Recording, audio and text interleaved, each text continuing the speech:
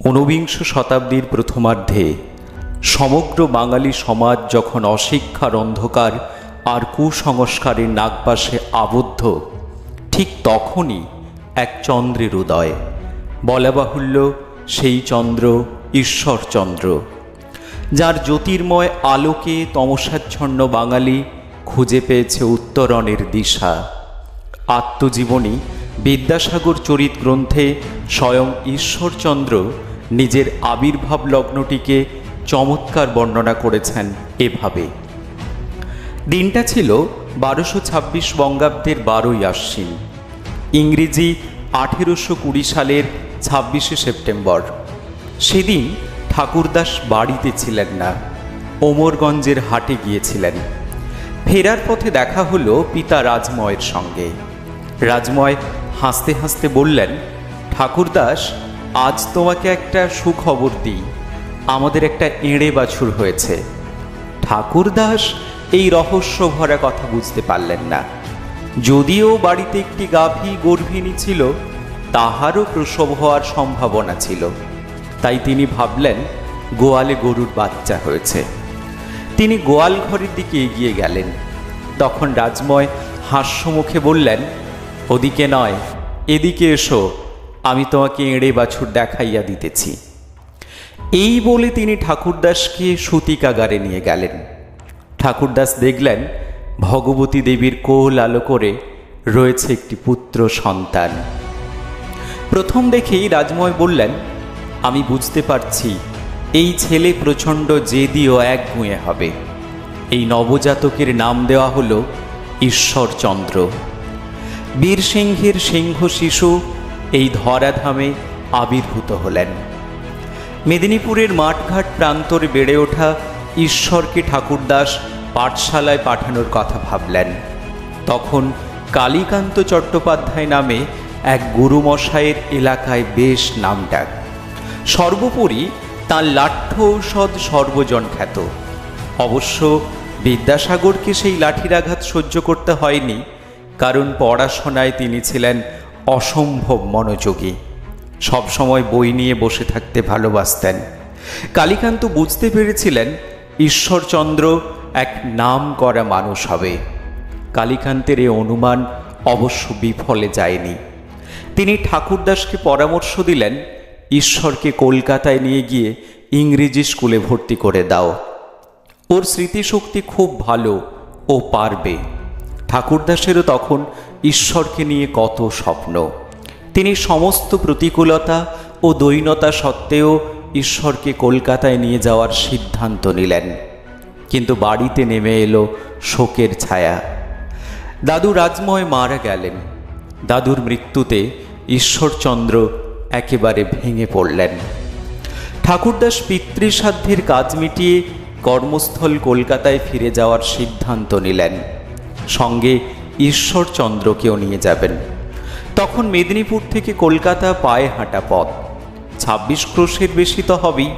ঠাকুমা ও মায়ের ভয় হলো, এতটুকু ছেলে অতটা পথ হাঁটতে পারবে কি?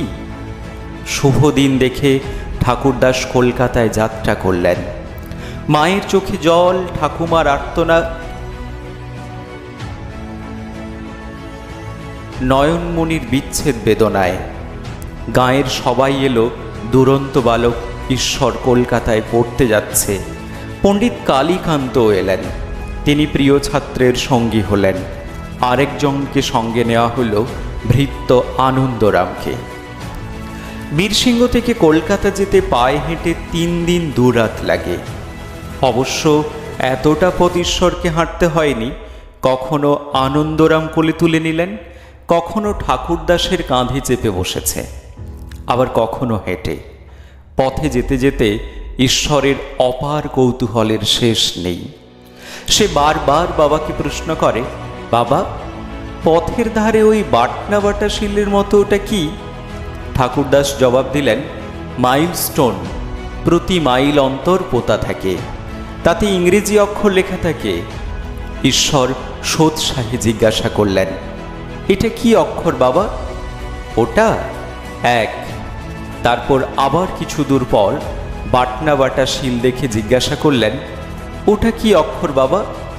বাবা বললেন, এটা 2। এইভাবে চোখের এক পলক দেখে তিনি 1 থেকে 10 পর্যন্ত ইংরেজি অক্ষর শিখে ফেলেছিলেন। এইভাবে শালিমারের বাঁধা সড়ক ধরে গঙ্গার তীরে হাওড়া শহর হয়ে সন্ধেবেলায় কলকাতায় এসে পৌঁছলেন। বড়বাজারের নিকট দইহাটায় ভগবতচরণ সিংহের বাড়িতে আশ্রয় নিলেন। গ্রামের বালক শহরে এলেন। কৌতূহলের সীমা নেই। ইট কাঠ লৌহ লৌষ্টের মাঝে কিছুটা নিঃসঙ্গ বোধ করলেন। ঠাকুরদাস কলকাতায় প্রথমে ঈশ্বরকে পণ্ডিত স্বরূপ দাসের পাঠশালায় ভর্তি করলেন। সেখানে ঈশ্বর 1 বছরের পড়া মাত্র 3 মাসে শেষ করে ফেললেন। স্বরূপ দাস ঈশ্বরের প্রতিভা দেখে মুগ্ধ হলেন। অন্যদিকে নিদারুণ অর্থকষ্টের মধ্যে এগিয়ে চলল ঈশ্বরের পড়াশোনা। কোনোদিন হয়তো ঘরের প্রদীপে তেল থাকত না, তখন ঈশ্বরচন্দ্র বাইরে বেরিয়ে পড়তেন। রাস্তায় জ্বলছে নিয়নের বাতি, সেই আলোর নিচে বসেই পড়াশোনা করতেন। ছেলের পড়াশোনার একাগ্রতা দেখে ঠাকুরদাস ভাবনা চিন্তা করলেন, ছেলেকে নতুন স্কুলে দিতে হবে। অনেকে বলল, এখন ইংরেজি শিক্ষার যুগ, ইংরেজি ভাষায় জ্ঞান না থাকলে ভালো চাকরি পাওয়া যাবে না। ঠাকুরদাস, তুমি তোমার মেধাবী ছেলেকে একটা ইংরেজি শিক্ষার স্কুলে পাঠিয়ে দাও। আবার অনেকে বলল, না না, ইংরেজি শিখলে তোমার ছেলে খ্রিস্টান হয়ে যাবে, বরং তুমি ওকে সংস্কৃত টোলে পাঠিয়ে দাও। ঠাকুরদাস পড়লেন মহাবিপদে। কি করবেন কিছুই বুঝে উঠতে পারলেন না। যদিও ঠাকুরদাসের এক সময়ের স্বপ্ন ছিল ঈশ্বর বীরসিংহ গ্রামে একটা চতুষ্পাঠী খুলে অধ্যাপনা করবেন, তাই অনেক ভেবেচিন্তে ঠাকুরদাস ঠিক করলেন ছেলেকে সংস্কৃত শেখাবেন। মাত্র 9 বছর বয়সে ঠাকুরদাস ঈশ্বরকে সংস্কৃত কলেজে ভর্তি করলেন। শুরু হলো জীবনের নতুন এক অধ্যায়। গঙ্গাধর তর্কবাগীশ ছিলেন সেখানকার ব্যাকরণের বিখ্যাত অধ্যাপক। তিনি বুঝতে পারলেন ছেলেটির মধ্যে এক আশ্চর্য প্রতিভা লুকিয়ে আছে।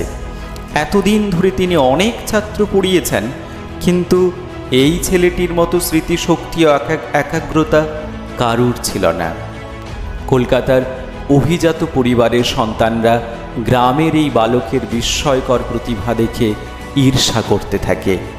ছোটোখাটো চেহারা ও মাথা বড় হওয়ায় সবাই তাকে যশোরে কই বা কসুরে জয়ী বলে খ্যাপাত। প্রাথমিকভাবে ঈশ্বরচন্দ্রের তোতলামো রোগ থাকায় রেগে গেলেও তিনি তা প্রকাশ করতে পারতেন না, কিন্তু সমস্ত কটূক্তিকে অগ্রাহ্য করেও সংস্কৃত কলেজের সেরা ছাত্র হিসেবে তিনি নিজেকে প্রতিষ্ঠিত করলেন। ঠাকুরদাস সারাদিন কর্মব্যস্ত ক্লান্ত থাকলেও তিনি ছেলের পড়াশোনার দিকে কঠোর নজর রাখতেন।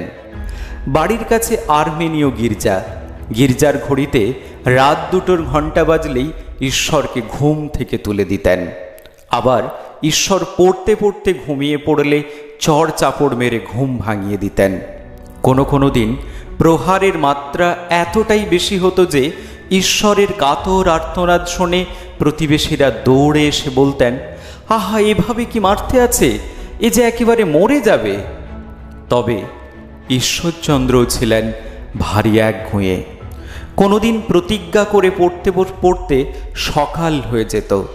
মাঝে মাঝে জানালার রড দড়ি দিয়ে বেঁধে টিকির সঙ্গে রাখতেন, যাতে টান পড়লেই ঘুম ভেঙে যায়। ছেলের এই একগুঁইমির জন্য ঠাকুরদাস বিদ্যাসাগরকে ঘাড় কেঁদো বলে ডাকতেন। অর্থাৎ একবার ঘাড় বেঁকে গেলে সে ঘাড় সোজা করা সম্ভব ছিল না। এরপর পরীক্ষায় ঈশ্বরচন্দ্র সবার থেকে বেশি নম্বর পেলেন, সঙ্গে 5 টাকা বৃত্তি পেলেন। ঠাকুরদাস তো আনন্দে আত্মহারা। ঈশ্বরকে নিয়ে তার গর্ব গগনচুম্বী। এরপর ব্যাকরণ শ্রেণীতে 3 বছর পড়তে হয়। তিনি 2 বছরের মাথাতেই অনেকগুলি পুরস্কার লাভ করেন। মাত্র 12 বছরেই তিনি ব্যাকরণ পড়া শেষ করে সাহিত্য শ্রেণীতে ভর্তি হলেন। এরপর একে একে তিনি অলঙ্কার, বেদান্ত, স্মৃতি ও ন্যায়শাস্ত্রে অসাধারণ ব্যুৎপত্তি লাভ করেন।